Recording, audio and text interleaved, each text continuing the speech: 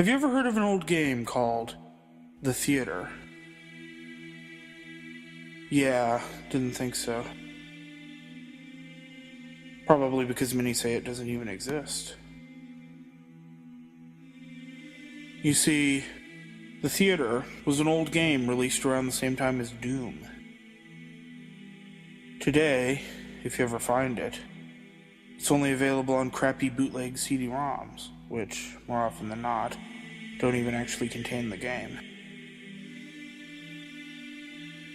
The actual legitimate copies that they say were released back in the day feature a blank cover with nothing but the sprite of what has since been named the Ticket Taker.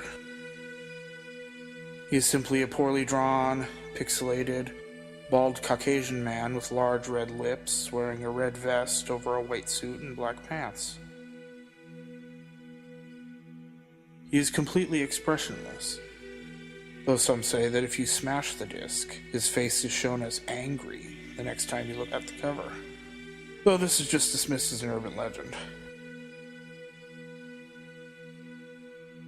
What is peculiar about the theater, though, is that there is no developer named on the jewel case, nor a game description on the back. It is simply the Ticket Taker on a white background on both sides. The game was initially known for its inability to install correctly. The installation process immediately locks up the computer when the user reaches the licensing agreement. Also strange about the licensing agreement for the theater is that whenever the development studio is supposed to be named, the text is simply a blank line. Anyway, most people who have claimed to owning one of the original CDs say that they figured out how to install the game by simply rebooting their computer on the licensing agreement with the disc still inside. Then they are prompted to press I agree on startup. Then they continue with the installation. If the player supposedly manages to find what they believe to be a working copy, these have said that the installer window will freeze and stop responding before you can click your first next. But they do also say that the PCs do not lock up, and it is only the installer that freezes.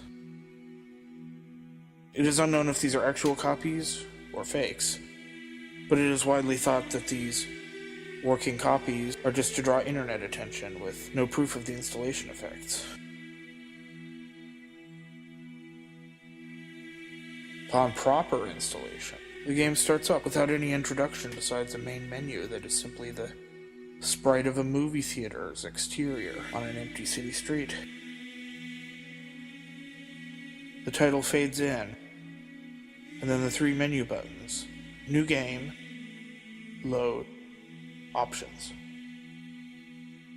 Selecting Options immediately crashes the game to the desktop. Load is said not to function at all. Even if you have a saved game, nothing happens when you press it. Thus, New Game is the only working menu option. Once it is selected, you are in the first-person view.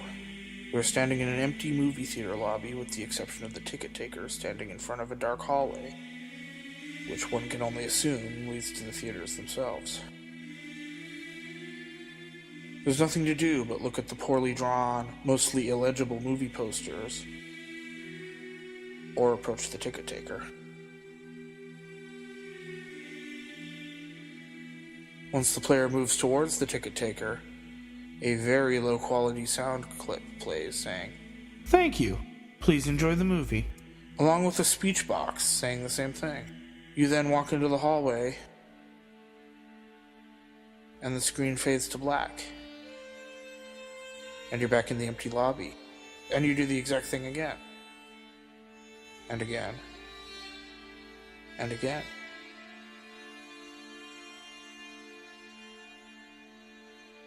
While this may sound like a really horrible game, a number of peculiar things occur as you continue to play it. The number of times that you have to continue into the hall after giving your ticket to the ticket taker before the strange events happen is unknown. Most state that it's completely random and could take anywhere from the first playthrough to the 400th. what happens though has deeply disturbed some players. The first occurrence is when the player fades back in after walking into the hallway. This time they will notice the ticket taker is completely absent. The player then, without any other options, decides to walk into the dark hallway. The sound clip and text box mentioned previously still play in the absence of the ticket taker, but when the player walks into the hallways, the screen does not fade out. It goes pitch black as they walk deeper into the hall. Player's footstep sound clip is still playing as they continue to push the up button on their keyboard. Those claiming to have played the original game report to have felt extremely uncomfortable walking down the hallway, anticipating the whole way something horrible happening.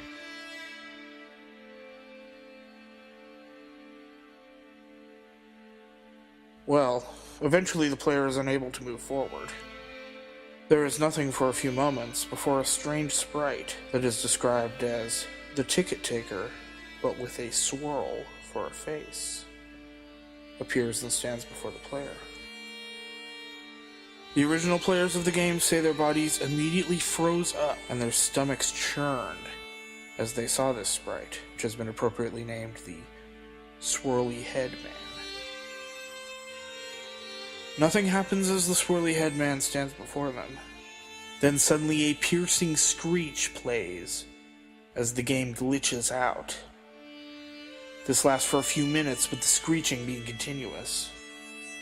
Then the players abruptly return to the lobby with all the sounds and graphics being as they should be.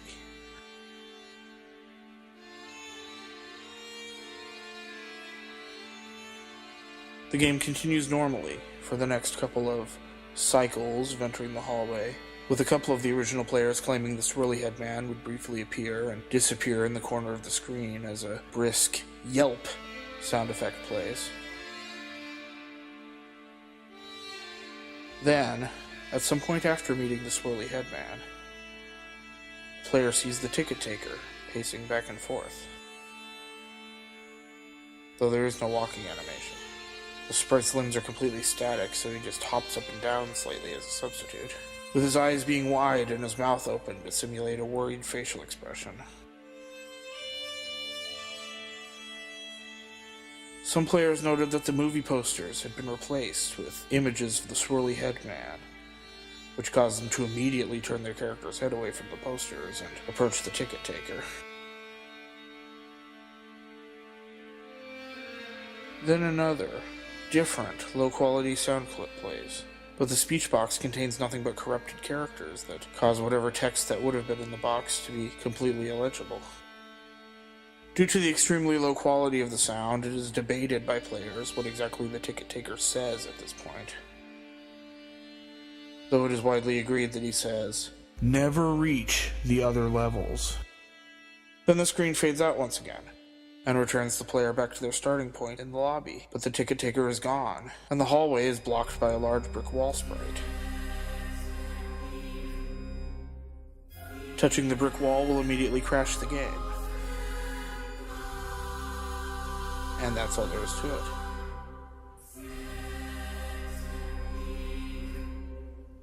No one knows what the other levels are or how to gain access to them. Nor is it known why the Swirly Head Man causes such acute fear in those who have seen him in the game. All the original copies of the theater have either been lost or destroyed.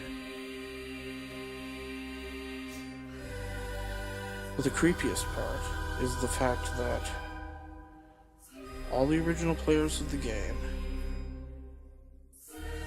claim to occasionally see a brief glimpse of the Swirly Head Man out of the corner of their eyes.